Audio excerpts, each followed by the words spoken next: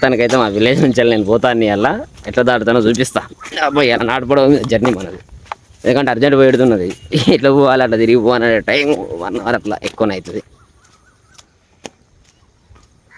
మొత్తానికైతే ఇది మా విలేజ్లో వాకేది కూడా బాదా.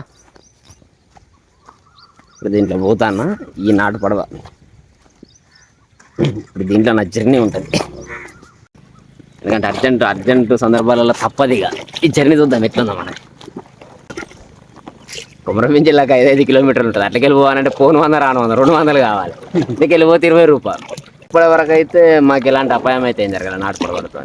స్టిల్ అంటే నాకు ఊహ తెలిసినప్పటి నుంచి నాకు ఊహ తెలిసింది ఏంటంటే, చిన్నప్పుడు మా విలేజ్లో ఇట్లా దాటాలంటే కానీ మొద్దులు ఉంటాయిగా, మొద్దుని సంకలో పెట్టుకొని దాని మీద ఒక 5గురు, ముందర ఒక డ్రైవరు వెనక ఒక డ్రైవర్, మధ్యలో 5గురు, అట్లా పెద్ద పెద్ద మొద్దులతో దాటేటోళ్ళు.